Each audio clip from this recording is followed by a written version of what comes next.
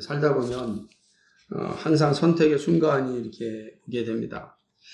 그래서 뭐 짜장면을 먹을까, 아니면 짬뽕을 먹을까, 이런 일상적인 선택에서부터 어떤 직업을 선택해야 될까, 또는 배우자의 선택, 어떻게 해야 될까, 많은 선택들이 사실 우리 앞에 있게 됩니다.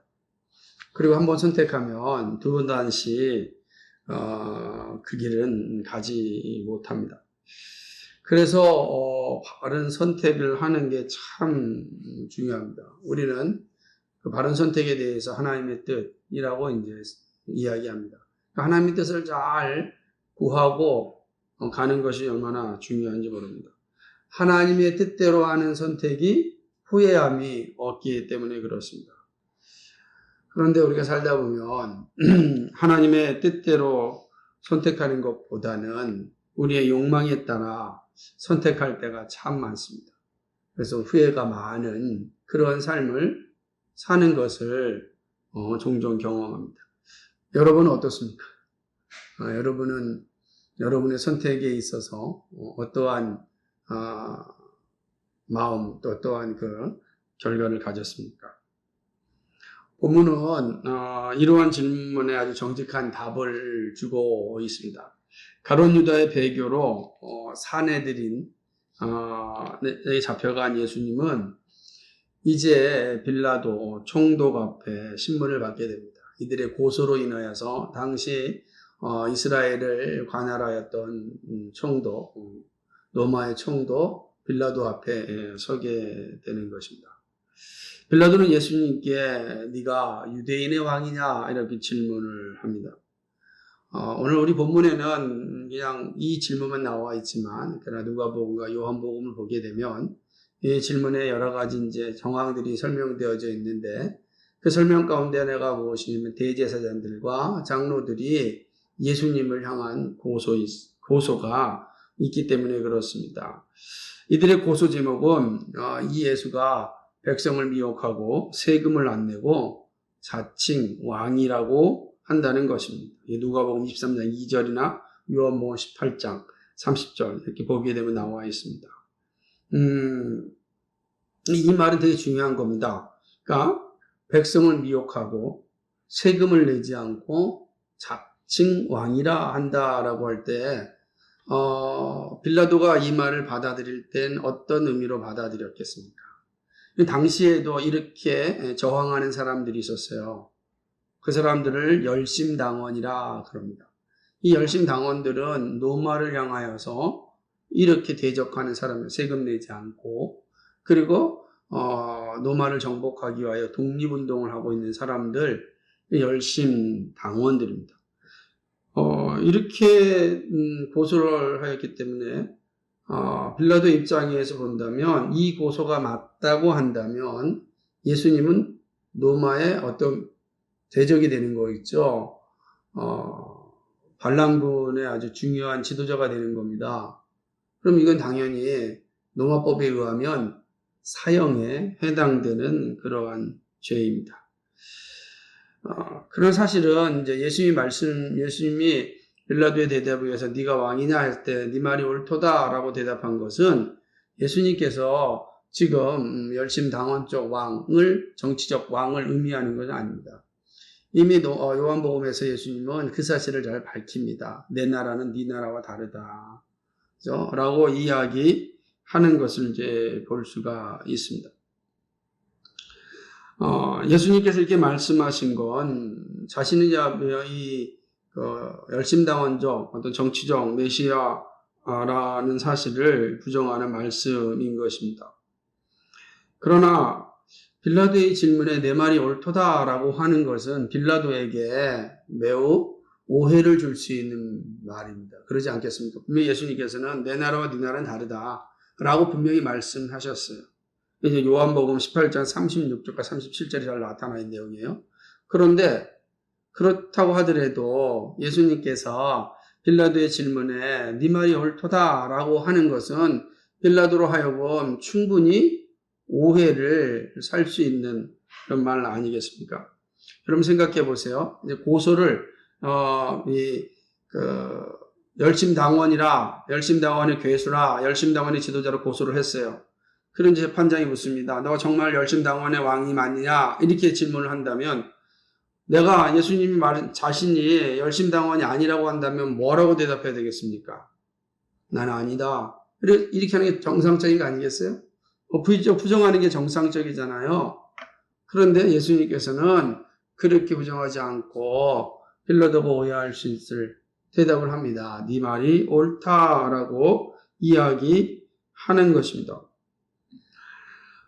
잘못 이해하면 나는 반란군이다 라는 말로 들릴 수 있습니다. 그러나 예수님께서는 그런 상황과 관계없이 예수님 자신의 신분을 분명하게 밝히는 겁니다. 나는 이 땅의 왕, 너희가 말하는 정치적인 왕은 아니지만 하나님이 보내신 참된 메시아 왕이다 라고 하는 것을 사실은 증언하는 내용입니다. 이 상황이 되게 중요한 거예요. 그런 상황 가운데서도 예수님께서 흔들리지 않고 자신의 정체성을 정확하게 드러냈다라는 건 우리에게 매우 큰 도전을 주는 말씀입니다. 문제는 이제 그 이후에 일어난 일입니다. 그 이후에 예수님은 침묵하는 것을 이제 보게 됩니다. 더 이상 말씀하지 않습니다. 12절에 보니까 대제사장과 장로들 고소를 당하되 아무 대답도 하지 아니하신다. 이제 더 이상 예수님께서는 이 대답을 하지 않습니다. 빌라도의 말에도 침묵을 하시는 겁니다. 이건 참 의미 있는 사건인데요. 왜냐하면 로마법에 의하면 로마법은 일방적으로 한 사람의 이야기만 듣고 선택하면 안 됩니다. 반드시 쌍방의 이야기를 들어야만 법을 적용할 수가 있는 겁니다. 근데 예수님이 침묵을 하시는 겁니다. 빌라도의 말에도 침묵을 합니다. 더군다나 빌라도는 예수님을 풀어줄 수 있는 권한이 있습니다. 그 사실을 예수님께 알려주었습니다. 요한복음에도 보면 분명히 그 사실을 알려줍니다. 내가 너를 풀어줄 권세가 있는 줄 네가 알지 못하느냐 이렇게 말씀하시거든요. 그러니까 이 빌라도의 입장에서는 당연히 예수님이 자신에게 무릎을 꿇고 나는 아무 죄가 없으니까 나를 풀어달라 이렇게 말하면 되는 거 아니겠습니까? 그리고 실제로 예수님께서 세금을 내지 않으신 적이 없고 반란을 일으킨 적이 없어요. 어떠한 증거도 없습니다. 그러니까 대제사장과 이 사람들이 증거를 내세울 것도 없는 거예요. 그리고 예수님이 한마디만 하면 돼요. 나는 반란군의 괴수가 아니다. 그러면 풀려날 수 있는 거예요. 예수님께서는 그렇게 말씀하지 않았습니다. 이런 말을 하지 않았을 때 빌라도는 어떻게 생각했을까요? 빌라도가 생각할 때 예수님 열심당원이구나 이렇게 생각했을 것 같아요. 아니면 이 사람은 열심당원은 아니겠구나 라는 생각을 했을 것 같아요. 우리가 상식적으로 생각한다면 후자이지 않겠습니까? 적어도 예수는 열심당원은 아니겠다라는 생각을 이제 하게 된 것입니다. 빌라도는 이제 이런 상황들을 이제 인식하고 있었습니다. 그러면서 사람들을 모아놓고 한 가지 제안을 합니다. 이 제안이 뭐냐면, 이 절기 때가 오면은, 죄수 중 한 사람을 풀어주는 그런 관례가 있다는 겁니다. 다른 어떤 사례나 다른 역사적인 근거에서는 이 내용들이 이게 증거로 나타나는 부분이 좀 없지만, 본문에 이렇게 기록되어 있어요. 이 사실을 이제 얘기하는 겁니다. 이건 아마 관례적으로 각 나라마다 있는 것 같아요. 우리나라도 이렇게 대통령에게, 이 죄수에 대해서 사면과 복권을 할 수 있는 권한이 있지 않습니까? 지금도 8월 15일 광복절 때 아마 사면 복권을 기대하는 사람들이 정말 많이 있을 겁니다. 이제 빌라도가 이 사실을 제안을 하는 겁니다. 그러면서 뭐라고 이야기하냐면 여기 바라바라 하는 사람과 예수라는 사람 두 사람이 있다. 이 둘 중에 누구를 풀어주면 좋겠느냐 이렇게 제안을 하는 겁니다. 이렇게 말하는 것은 바라바에 대해서 적어도 유대 사람들은 잘 알고 있음을 이제 전제하는 것 아니겠습니까? 잘 알고 있는 사람입니다. 바라바가 누구냐면은 요한복음 18장 40절을 보게 되면은 그걸 강도라 이렇게 표현하고 있어요. 그리고 누가복음 23장 19절에는 성 안에서 밀란을 일으키고 살인했던 자라 이렇게 표현하고 있어요. 이 강도라라는 표현은 당시에 열심당원이다라는 표현과 같은 거예요. 열심당원을 향하여서 강도라 이렇게 표현합니다. 그러니까 강도짓 하는 게 열심당원들이었어요. 그러니까 지금 바라바는 어떤 사람이에요 지금? 열심당원. 그래도 밀란을 주도했고 살인을 했던 사람이니까 이건 대표적인 지도자이겠죠. 그러니까 열심당원의 지도자 중에 한 사람이 이 바라바인 것입니다. 고대 전승에 따르면은 이 바라바의 이름이 본명이 뭐냐면 예수 바라바였어요. 예수 바라바. 그러니까 재밌는 표현이죠. 자, 예수라는 바라바를 풀어줄 거냐, 아니면 그리스도라는 예수를 내가 풀어주냐, 이렇게 이제 묻는 겁니다. 그러니까 이 의미는 매우 이제 유대인들에게 다가오는 거죠. 야, 우리가 예수 바라바를 풀어달라고 할까? 아니, 그리스도 예수를 풀어달라고 할까? 라고 하는 거예요. 그러니까 아주 빌라도가 교활한 거죠. 아주 교활하니까 이제 이러한 질문을 하는 것입니다. 왜 이렇게 생각한 이유 중에 있었습니다. 왜냐하면 예수님도 바라바도 둘 다 열심당원으로 고소를 당했기 때문이에요. 그러니까 둘 다 열심당원으로 고소를 당했어요. 자, 둘 다 열심당원으로 고소를 당하였고, 그리고 이제 이들은 십자가 향해 처해지는 것입니다. 자, 그렇다면 여러분 생각해 보십시오. 여러분이 여러분이 이제 유대인이라고 생각한다면 누구를 더 풀어줘야 되겠습니까? 그죠? 살 한번 이게 풀어달라고 한다는 건 만약에 이 로마 정부의 더 위험인물, 그죠? 로마 정부에 대하여서 더 문제가 있는 사람을 자기들의 독립적인 영웅들을 풀어달라고 하지 않겠어요? 그러죠? 그렇게 된 거 아니겠어요? 그러면 바라바 예수와 그리스도 예수 중에 누구를 풀어달라고 해야 되겠어요? 열심당원 중. 로마 정부를 완전히 뒤집고 자기들이 그렇게 기대하였던 다윗의 나라를 오게 하려고 한다면 누구를 풀어달라고 하는 게 합당하겠습니까? 그리스도 예수입니까? 예수 바라바입니까? 이 빌라도가 아주 교활한 게 그런 겁니다.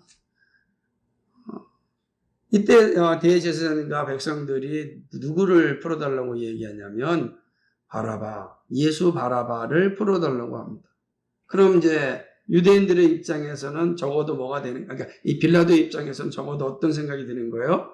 로마 정부에 더 해가 되지 않는 사람이 누구예요?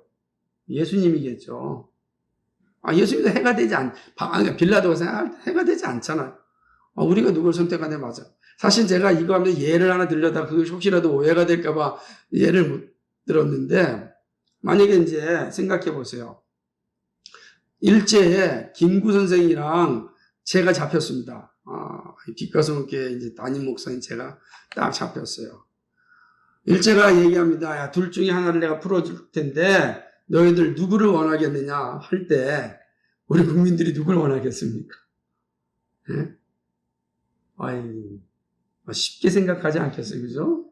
김구를 풀어달라고 그러겠죠. 그것이 앞으로 향후 독립운동하는 데 있어서 더 중요하잖아요. 신동식은 있으나 없으나 크게 중요하지 않다라고 인식이 드는 거 아니겠어요? 그러니까 일본 입장이 그런 거 있잖아요. 이걸 보는 거잖아요. 예수 바라바와 그 다음에 그리스도 예수 중에 예수 바라바를 이제 풀어달라고 합니다. 그러면 그리스도 예수는 그렇게 위험한 인물이 아닌 거예요. 이게 잘 아는 겁니다. 그러니까 빌라도는 이 사람은 그렇게 위험한 인물이 아니구나. 딱 인식을 이제 갖게 되는 것이죠. 적어도 예수님은 사형에 해당되는 위험한 인물이 아님을 빌라도는 직감하는 것입니다. 제사장들과 장로들은 그리스도 예수를 십자가에 못 박아야 된다라고 외칩니다. 그러면서 이제 이 사실을 보니까 참 저들이 예수님에 대해서 시기와 질투가 참 대단하구나 하는 느끼는 거죠. 그러니까 이게 정말로 나라를 위하여서 정말 이 둘 다 열심 당원이니까 독립을 위한다면은 더 중요한 사람들을 잡아야 되는데 그러지 않거든요. 오히려 이 유대인들이 고소를 해버렸으니까 이 빌라도 입장에서 우스운 거죠. 그럼 느낀 겁니다. 이 사람은 고소 내용이 자칭 왕이다 라고 고소를 했지만 그게 아니구나. 이 사람들이 자기들 권력 싸움에서 권력을 유지하기 위하여서 예수님을 시기하고 질투하여서 고소하였구나. 빌라도가 안 겁니다. 그 표현을 뭐라고 표현해? 본인도 그게 알고 있지 않습니까? 정확히 알고 있는 겁니다. 뭐라고 쓰냐 읽어보십시오. 그 내용들이 이제 이 빌라도 입장에서는 명확하게 드러난 것이죠. 18절에 보니까 이는 저가 그들의 시기로 예수를 넘겨준 줄 알미러라. 이 빌라도 정확히 파악한 거예요. 정확히 파악한 겁니다. 참 그 권력 유지하려고 죄 없는 사람을 이렇게 죽이려고 하는구나. 권력이 무섭죠. 인식하게 되는 겁니다.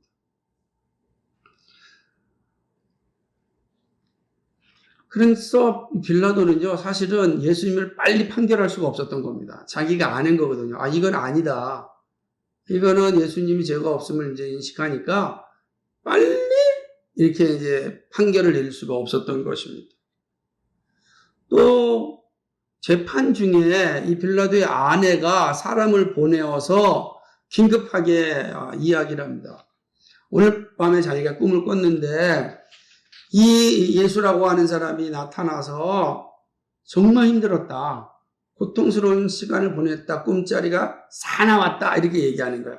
그러면서 뭐라고 표현하냐면 이 옳은 사람, 다시 의인, 이 옳은 사람과 관계하지 마십시오.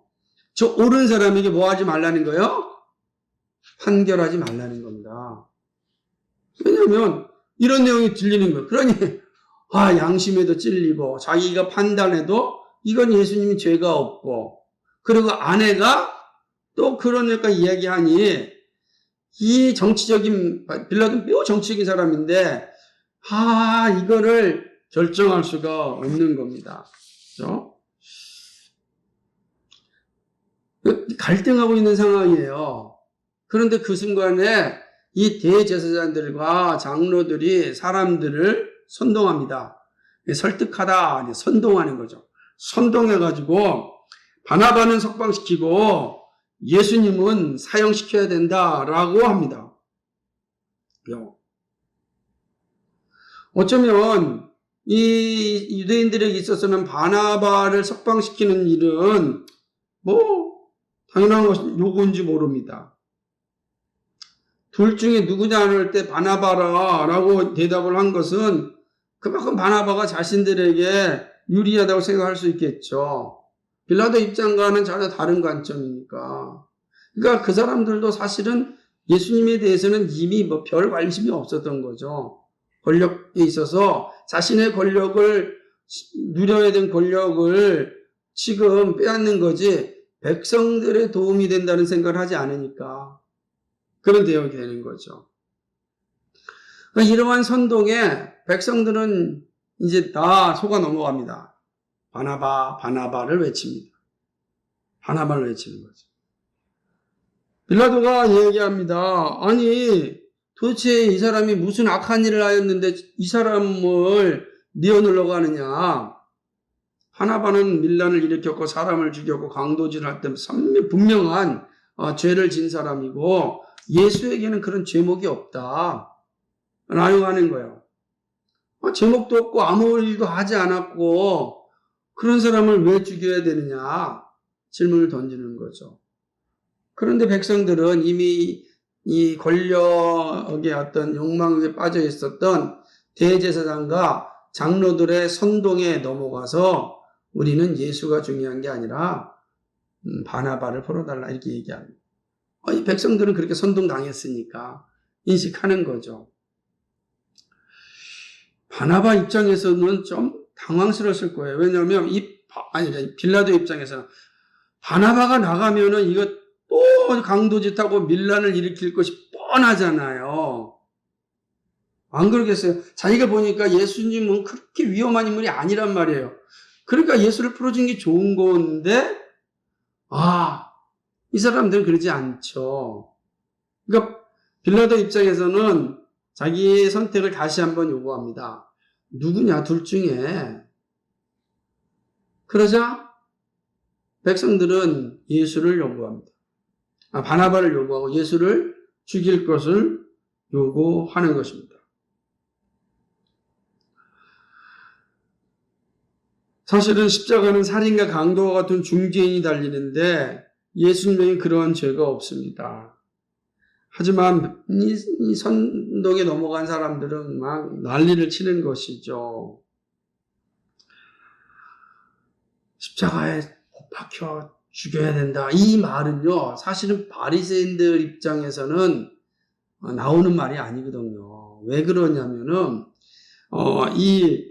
BC 103년에서 79년까지의 유대왕 알렉산더 얀네라고 하는 사람이요, 통치하면서 이 바리새인 800명을 십자가형에서 죽였습니다.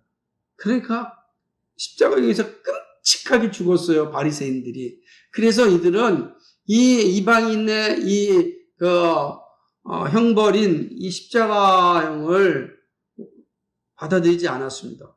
그런데 지금 그들의 선동을 통해서 예수님을 십자가에 못 박혀 죽여야 한다라고 하는 거예요. 이게 얼마나 무서운지 아시죠? 이 장면을 지금 자신들의 일상적인 삶에서는 그걸 용납하지 않았는데 자신들의 욕망, 자신들의 권력을 지키고자 하는 욕망 앞에서는 자신들의 과거도 다 잊어버리는 거예요. 다 잊어버리고 얘기하는 것입니다. 사단에 사로잡히면 사실 진리가 보이지 않는 거죠. 빌라도는 재판을 지속하는 것이 의미가 없다고 판단합니다. 오히려 계속하였다가 밀란이 일어날 것 같은 느낌을 받습니다. 빌라도 역시 권력의 욕망이 크기에 이스라엘에서 밀란이 일어나게 되면 자기에게 큰 타격이 됩니다. 그는 그래서 무리 앞에 손을 씻어요. 다시 말하면 예수님의 피해에 대하여 자신은 무죄하다라고 하는 선언입니다. 근데 사실 이것은 유대인들이 가지고 있는 율법이란 말이에요. 신명기 21장 6절 7절의 규례를 보게 되면은 손을 씻음으로 자신이 죄에 대해서는 무관하다라는 것을 드러내는 의식이란 말이에요. 근데 빌라도가 지금 이 바리새인들과 장로들 앞에서 그 의식을 행하면서 나는 예수의 피해에 대해서 나는 죄가 없다라고 이야기하는 것이죠. 공개적으로요. 하지만 분명하게 예수님을 처형시킨 장본인은 빌라도입니다. 그래서 초기 기독교인들은 신앙 고백에서 예수님을 향하여 빌라도에게 고난을 받으사라고 고백한 거예요. 오늘도 우리는 누구의 고난받은 거예요? 빌라도에게 고난을 받으사. 본인은 손을 씻었지만 하나님은 빌라도의 죄를 묻죠. 왜요? 그는 자기를 속였기 때문에 그런 거. 빌라도의 행위에 대하여 백성들의 태도가 무섭습니다. 그 피를 우리와 우리 자손에게 돌릴지어다 라고 말합니다. 이 오만함이 어디서 나왔겠습니까? 그죠? 이 끔찍한 거잖아요. 앞으로 어떤 일이 벌어질지 모르는데 나와 우리 자손에게 그 피를 돌리라 라고 이야기하는 거예요. 사단에 사로잡히면 자신이 감당하지 못할 것을 행합니다. 이렇게 빌라도는 예수님 바라바는 풀어주고 예수님은 채찍질하여 십자가형을 선고합니다. 참으로 추악하고 불의한 재판입니다. 이 빌라도의 재판은 역사상 가장 불의한 재판인 거죠. 빌라도에 의하여 십자가형이 선고된 재판 과정을 보면 여기에는 이 욕망이 아주 크게 사로잡고 있습니다. 그 욕망이 얼마나 무서운지를 보게 됩니다. 욕망이 진리를 바라보지 못하게 합니다. 사단은요, 그 욕망을 사용하여서 진리를 허물어 버리는 것입니다. 진리에 이를 수 있는 기회가 있었지만 욕망이 불의를 택하게 하였습니다. 진리를 이는 죄가 없다 라고 하는 거예요. 밀란이 일어나도 죄가 없는 거 없는 거예요. 그런데 정치적 욕망 때문에 그 재판을 불이하게 판결합니다. 죄가 없는 사람을 부정한 증거를 내세워서 십자가에 처하는 그 욕망에 사로잡힌 대제사장, 종교 지도자들과 그리고 정치 지도자들의 모습이 이 빌라도 재판에 정확하게 나타나고 있는 것입니다. 역사는 이들의 처참한 행위를 기억하고 영원한 심판에 넘깁니다. 그리고 하나님 앞에서 이들은 처절한 심판을 받게 됩니다. 욕망에 사로잡힌 불의한 재판이 가르치는 교훈이 무엇이라 생각합니까? 여러분이 역사상 가장 추악한 이 재판 앞에서 하나님께서 우리에게 무엇을 가르친다고 생각합니까? 우리 시대는 이러한 욕망에 사로잡힌 불의한 일들은 없습니까? 우리는 이 불의한 재판 앞에서 우리에게 말씀하시는 하나님의 가르침을 깊이 생각해 보고자 합니다. 첫째는 이 육신의 욕망은 다가올 심판을 보지 못하게 합니다. 여러분 이걸 깊이 생각해야 됩니다. 육신의 욕망에 사로잡히면 다가올 심판을 보지 못하게 해요. 오로지 현실만 살게 하는 거죠. 빌라도는 대제사장과 장로들이 하고 있는 것이 자신들의 기득권을 지키고자 하는 욕망임을 알았습니다. 시기로 예수님을 죽이려고 함을 눈치챘습니다.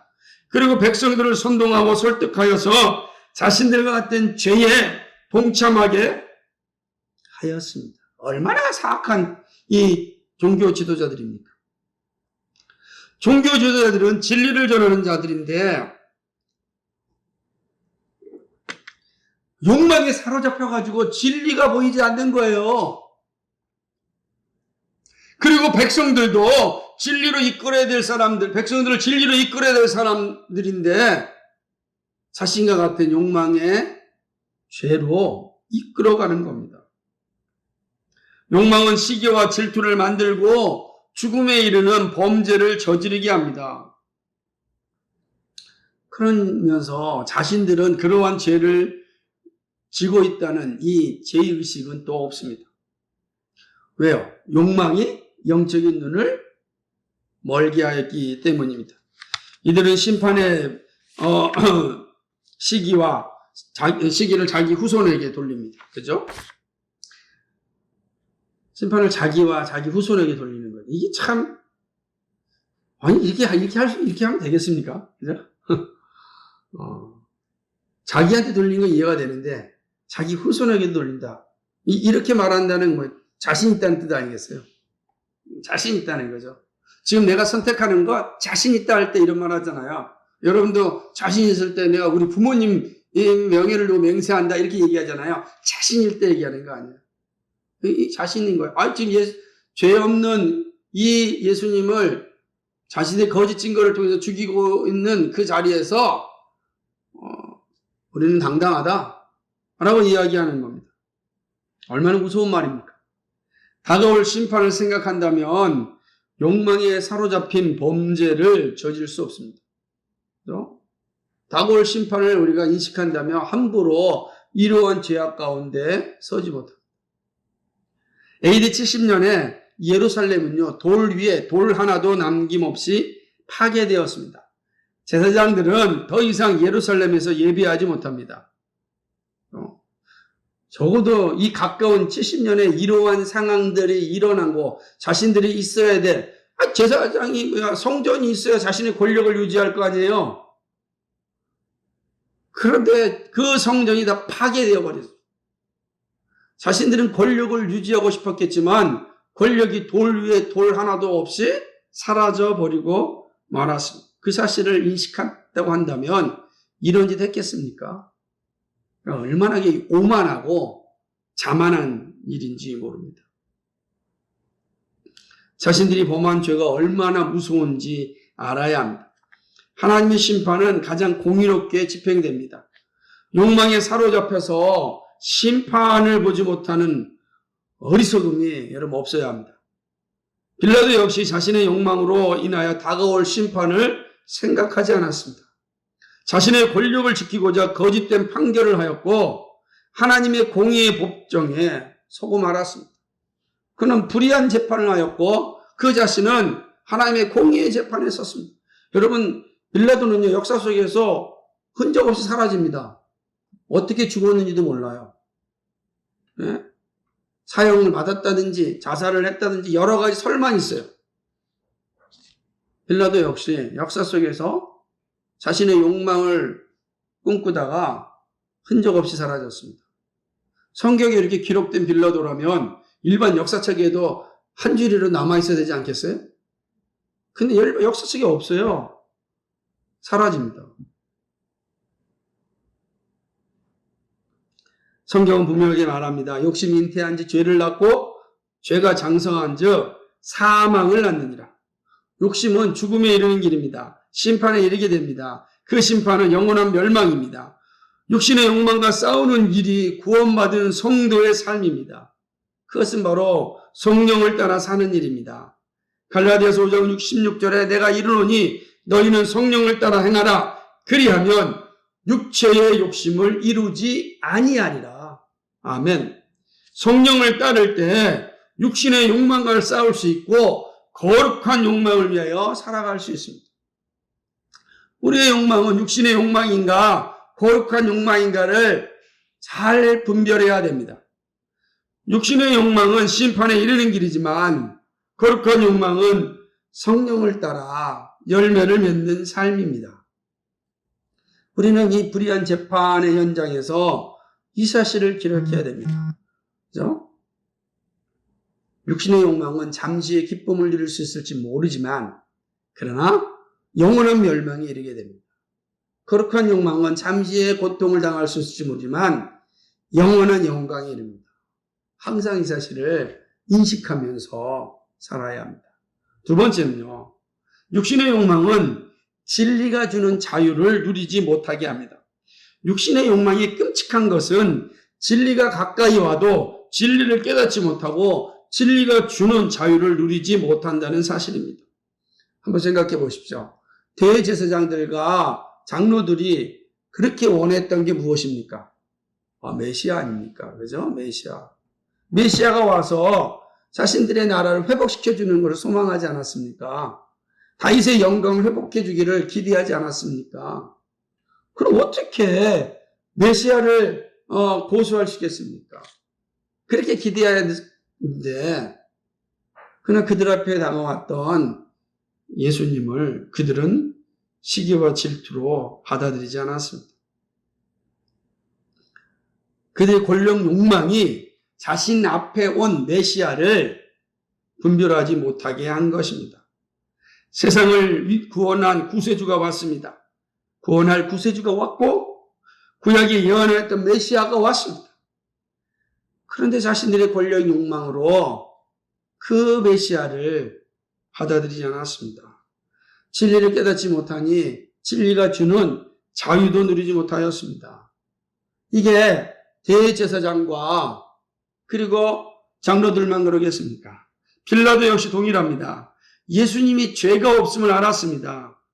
그리고 예수님이 전해주시는 진리를 들었습니다.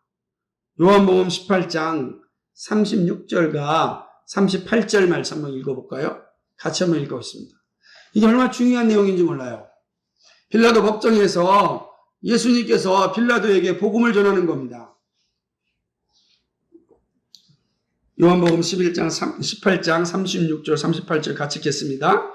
시작. 예수께서 대답하실 때 내 나라는 이 세상에 속한 것이 만일 내 나라가 이 세상에 속한 것이었다면 내 종들이 싸워 나로 유대인들에게 넘기우지 않게 하였으리라. 이제 내 나라는 여기에 속한 것이 아니니라. 빌라도가 가로되 그러면 네가 왕이 아니냐? 예수께서 대답하실 때 네 말과 같이 내가 왕이니라. 내가 이를 위하여 났으며 이를 위하여 세상에 왔나니 곧 진리에 대하여 증거하려 함이로라. 무릇 진리에 속한 자는 내 소리를 듣느니라 하신대 빌라도가 가로되 진리가 무엇이냐 하더라. 이 말을 하고 다시 유대인들에게 나가서 이르되 나는 그에게서 아무 죄도 찾지 못하노라. 아멘.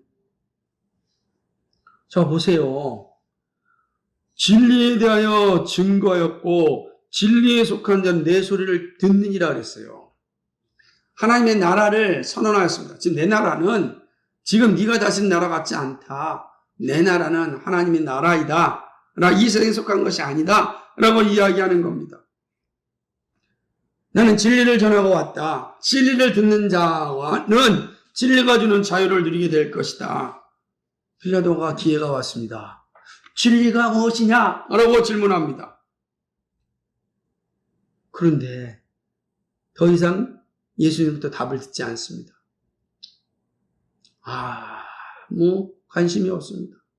그리고 나가서 이 사람 죄가 없다 라고만 선언합니다. 그리고 사람들의 두려움 가운데 죄가 없는 이 사람을 죽입니다. 자신의 아내도 의인이라고 말하고 예수님도 진리를 전해주었습니다. 얼마나 복된 기회입니까? 이 기회가 왔어요. 그러나 이러한 진리를 받을 수 있는 기회를 자신의 욕망으로 버렸습니다. 오히려 백성들이 밀란을 일으킬까 두려워하였고 자신의 죄 없음에만 관심이 있었습니다. 로마에 잘 보이려는 모습과 거짓된 재판을 회피하고자 하는 마음만 급급하였습니다. 로마에 잘 보여서 내가 정치적으로 점점점 큰 자리에 올라가야 된다는 이 생각이 앞서니까 이 밀란이 일어나면 안 되죠. 이 사람이 죄가 있든 없든 관계가 없는 거예요. 자신의 정치적 욕망이 그 모든 것을 다 삼켜버리고 말았습니다.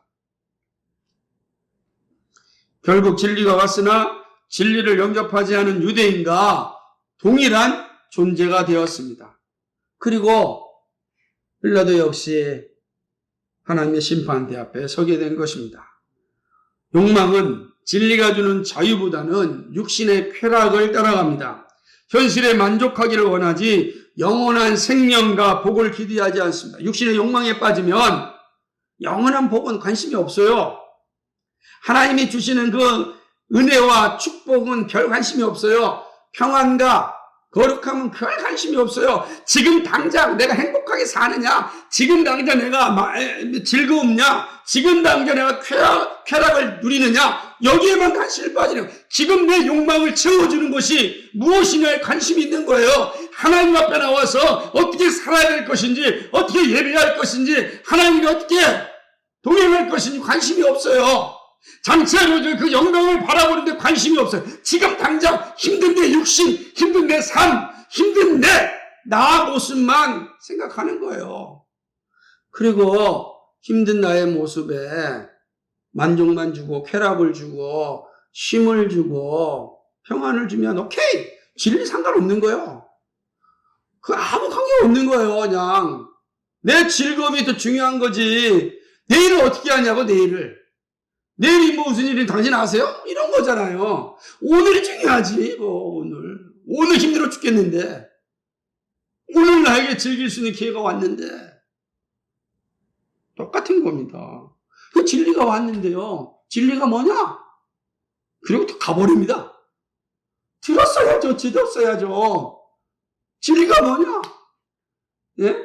빌보에서 바울이 감옥에 갇혔어요.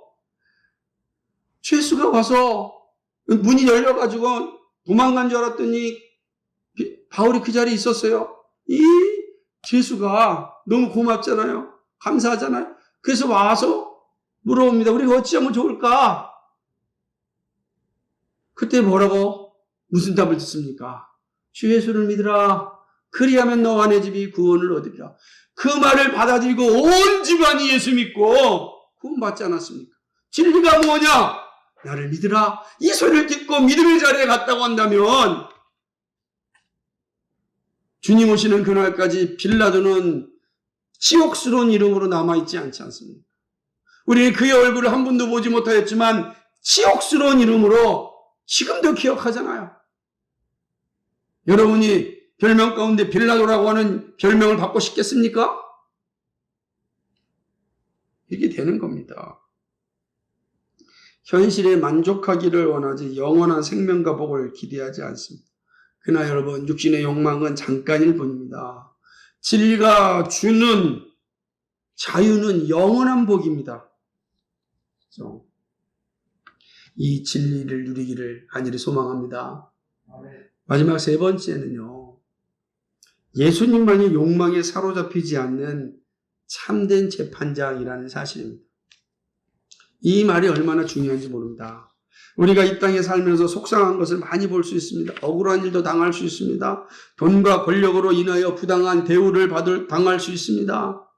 그것이 이 땅이 가지고 있는 한계입니다. 집이 3개 있는 사람을 향하여 온갖 비판을 보았던 사람이 정작 자신은 집을 4채 가지고 있습니다. 얼마나 허탈한 일입니까? 되게 우습잖아요. 그죠? 그래서 옛날에 그런 말이 있어요. 손가락질로 막 이렇게 비판할 때 손가락 3개는 누구한테 있다고요? 너한테 있다. 항상 이렇게 얘기했거든요. 이거 항상 기억해야 돼요. 비판하려면 3개가 너한테 있다는 걸 항상 기억해라.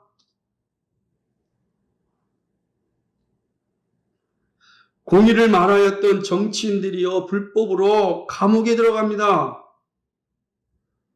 얼마나 공의, 백성들을 위한 정직을 부르짖던 사람들이 어느 날 다 감옥에 가 있어. 다는 아니지만 감옥에 들어가 있는 걸 보면 이 땅에는 무엇이 진실인지 모를 때가 참으로 많습니다. 참 모르겠어요. 종교 지도자인 제사장과 장로들, 그리고 정치 지도자인 빌라도는 예수님이 죄 없음을 알았습니다. 그러나 거짓된 내용으로 고소하고 권력을 유지하고자 부정한 판결을 내립니다. 사법 부정은 어제 오늘의 일이 아닙니다. 이 육신의 욕망에 사로잡힌 이 사법부는요, 불의한 판결을 내리는데 1등 공신들입니다. 인간의 욕망이 가장 공의해야 할 장소를 가장 더럽게 만듭니다. 사법은 예와 아니오를 분명하게 해야 억울한 사람이 나오지 않습니다. 사법도 실수할 수가 있습니다. 그리고 실수가 드러나면 정직하게 잘못을 구해야 됩니다. 그래야 억장이 무너지는 아픔이 사라지는 겁니다.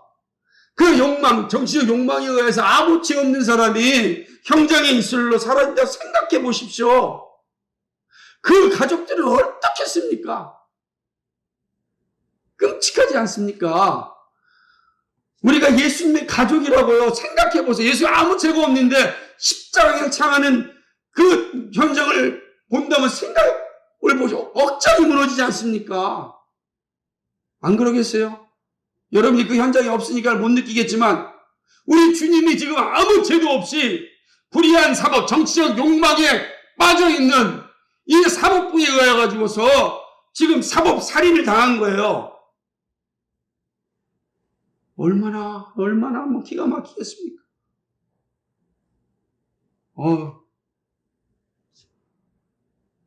총이 발사되고 사람이 죽었는데 총 쏜 사람이 없다고 합니다. 얼마나 기가 막히겠어요. 그럼 죽은 가족과 죽은 사람과 가족은 얼마나 비참하겠습니까? 이거 어떻게 설명해야 되겠습니까? 교통사고 중에 뺑소니범이 가장 파렴치하고 무거운 벌을 내립니다. 왜 내리겠습니까? 공의를 파괴하기 때문입니다. 정당한 법을 피하려고 하는 자들, 우리를 파렴치범이라는 거예요. 우리가 이 땅에서 자주 절망하는 것은요, 공의를 보지 못하기 때문입니다. 그래서 절망하는 겁니다. 우리가 정당하게 심판을 받으면 수긍합니다. 그렇구나 라고 수긍합니다. 그러나 정당하게 받지 못하면 화가 나는 거예요. 화가 나는 거예요. 그러나 이 땅이 마지막이 아닙니다. 우리에게는 욕망에 사로잡히지 않고 공의로 재판하시는 예수님이 계십니다. 불의한 재판에 침묵한 예수님은 이들이 진리를 깨닫지 못함이라고 하면서 십자가에서 용서하셨습니다. 그러나 믿음이 없고 불의를 갖고 있는 자들은 마지막 심판의 자리에서 공정한 판결을 받을 것입니다. 예외 없이 마지막 심판대 앞에 서게 될 것이고 그때 공의로운 심판을 받게 될 것입니다. 예수님은 우리의 왕이시며 재판장입니다. 그 사실을 아주 분명하게 밝혀주실 것입니다. 지금도 하나님 우편에 서서 우리를 위해 중보하십니다. 중보하실 뿐만 아니라 마지막 심판을 준비하십니다. 누구든지 그 자리에 서게 될 것입니다. 그때 믿음으로 살았던 우리들에게 주님이 주시는 것은 사랑이고 공의가 될 것입니다. 그때 이 땅에서 억울했던 모든 것들이 한순간에 싹 녹아질 것입니다. 그죠? 싹 녹아질 거예요. 억장이 무너졌던 그 마음이 다 회복될 것입니다. 우리는 그 사실을 바라보면서 오늘을 살아가는 것입니다. 이 땅에서 믿음의 길을 가는 것은 그 영광의 순간을 생각하기 때문입니다. 이것이 육신의 욕망에 사로잡힌 세상이 주는 교훈이고 우리가 장차 하나님의 나라에서 누리는 그 영광입니다. 그렇구나. 우리 다 이 부정한 세상에 살지만 절망하지 않는 이유는 욕망에 사로잡히지 않는 공의로운 재판장이신 예수님께서 마지막에 우리를 다 회복시켜 주시기 때문입니다. 우리 그 사실을 기억하면서 오늘을 살아가야 됩니다. 말씀을 맺습니다. 육신의 욕망이 공의로할 재판을 부끄럽고 부정하게 만들었습니다. 육신이 지배하는 세상의 모습이라 생각합니다. 우리 역시 성령의 지배를 받지 아니하면 육신의 욕망의 지배를 받고 진리가 주는 자유를 누리지 못하게 됩니다. 예외가 없습니다. 안 그렇겠습니까? 그런 의미에서 육신의 욕망과 싸우고 성령의 지배를 받으면서 교회를 세우고 믿음의 길을 가는 여러분들에게 하나님의 은혜가 충만하기를 간절히 축복합니다. 육신의 욕망을 이기는 길은 성령의 지배를 받는 길입니다. 이것은 말씀과 기도와 성례의 자리에 서는 일입니다. 육신에 기생하고 있는 죄를 죽일 때 우리가 육신의 욕망에서 벗어날 수 있습니다. 우리는 이 일을 매일매일 감당해야 됩니다. 쉬지 말고 기도하는 것은 주어진 시간에 주님을 기억하고 교제하는 일입니다. 기도는 단지 탄원하는 것은 끝나는 것이 아니라 교제하는 일입니다. 주님의 생각을 묵상하는 일입니다. 이것이 기도이고 성령의 지배를 받는 일입니다. 항상 주님의 생각을 생각해 보십시오. 말씀을 강조할 때 설교와 개인적인 묵상과 말씀의 나눔이 함께 가야 합니다. 그죠? 설교를 들을 뿐만 아니라 개인적으로 묵상도 하고 그 다음에 그 늘 받은 말씀을 나누는 일을 해야 됩니다. 자녀들에게 나누든 아니면 형제들에게 나누든 아니면 친구들과 나누든 말씀을 나눌 때 그 말씀이 나의 것이 되는 것입니다. 육신의 욕망과 싸울 수 있는 영적 체력이 길러집니다. 육신의 욕망이 죽으면 거룩한 욕망이 우리를 지배합니다. 그래서 성령의 열매를 맺고 거룩한 삶을 살고 세상의 선한 삶을 살고자 하는 열심이 생기는 겁니다. 맞아. 내가 이 땅에 살아가야 될 이유가 거룩한 일이고 착한 일을 통하여 하나님께 영광을 돌리는 일이라 생각이 내 안에서부터 나오는 거예요. 이 육신의 욕망이 사라진 곳에 거룩한 욕망의 열매가 열리는 것입니다. 여러분은 하나님의 소유이심을 기억하시기 바랍니다. 주님만이 우리의 참된 위로자입니다. 언제나 어디서나 함께 하시는 분입니다. 그러므로 이 믿음을 가지고 육신의 욕망을 죽이고 거룩의 욕망을 풍요롭게 나타나기를 주님의 이름으로 간절히 축복합니다. 우리 주님이 우리를 그렇게 기다리고 있습니다. 거룩하시고 자비하신 하나님 아버지 참으로 고맙고 감사합니다. 오늘도 우리에게 진리의 말씀을 주셔서 감사합니다. 불의한 재판장의 모습을 통하여서 육신의 욕망에 사로잡힌 자들이 행하는 그 악하고 추악한 모습이 무엇인지 볼 수 있었습니다. 그러나 그것이 이 땅에서 볼 수 있는 모습이지만 영원한 것은 아닙니다. 반드시 그 모든 것이 교정될 것이고 공의로운 심판이 이루어질 것이고 이 땅에서 믿음으로 살아갔던 성도들에게 하나님 주시는 사랑과 참된 공의가 이루어질 것입니다. 억장이 무너졌던 마음들이 회복될 것입니다. 가슴치며 통곡하였던 눈물이 씻김을 받을 것입니다. 비로소 우리 안에 참된 평화가 주어집니다. 이 사실을 기억하면서 우리가 믿음의 길을 걸어갈 수 있도록 도와주옵소서. 우리 주님도 그 마지막 심판을 바라보면서 불의한 재판을 견디셨습니다. 오 아버지여, 우리도 우리에게 주어진 삶의 현장 가운데 이 마지막 심판을 생각하고 마지막 영광을 기억하면서 오늘을 살아가도록 인도하여 주옵소서. 감사합니다. 예수 그리스도의 받들어 기도하옵나이다. 아멘.